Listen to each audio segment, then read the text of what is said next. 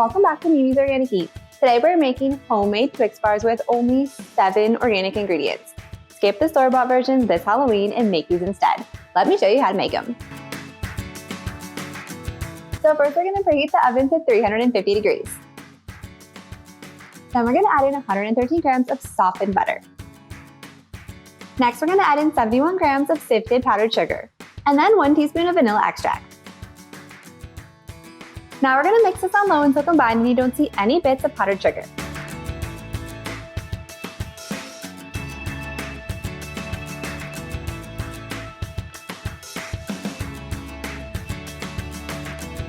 Next, we're going to add in 127 grams of all-purpose flour. Now we're just going to mix on low until combined into a smooth cookie dough.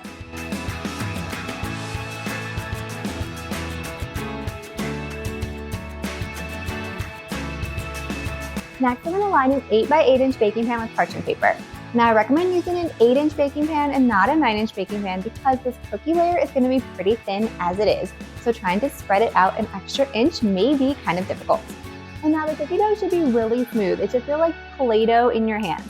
And we're just going to take this and press it evenly into the baking pan.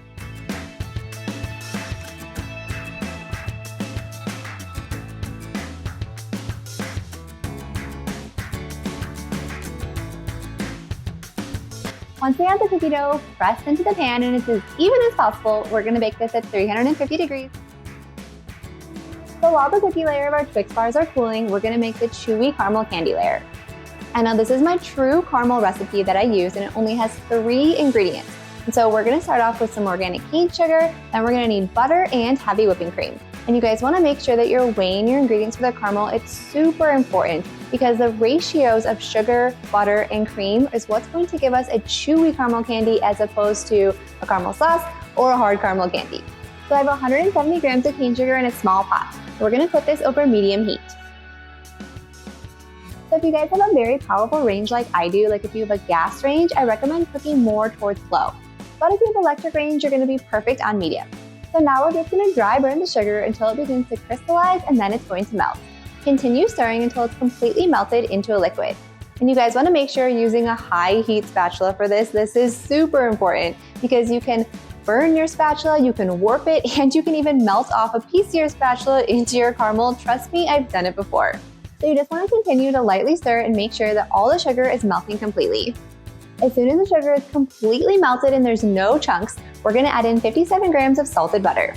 And now be careful because steam will rise up, so you want to make sure you're stirring the entire time to incorporate the butter completely. This is going to prevent any clumps from forming. Once the butter is completely combined, then we're going to add in a 1/4 cup of heavy whipping cream. Same thing here, just be sure to stir the entire time. Steam may rise up. As soon as the cream is completely combined, then we're going to remove it from the heat.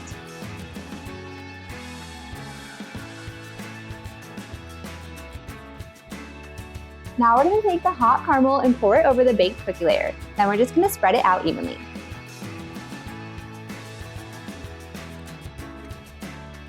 So now we're going to let the chewy caramel set. And you can leave this out at room temperature, or you can speed up this process by putting it in the fridge or in the freezer.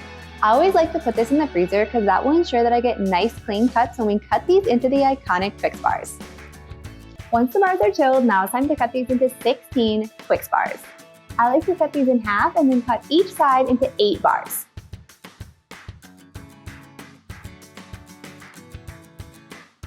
Next, we're melting 12 ounces of milk chocolate in a heat-proof bowl. You can do this by doing 30-second intervals in the microwave or using a double boiler. Either works. Make sure the chocolate is in small pieces like this so it melts easily. If you're using a chocolate bar, be sure to chop it up. Next, dip the Twix bars into the milk chocolate and coat them completely. I like to use a fork like a spoon so excess chocolate will drip back into the bowl. Place the coated Twix bars back on the baking sheet.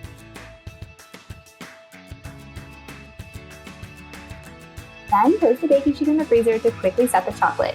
And then you can drizzle the excess chocolate on top for a pretty finish.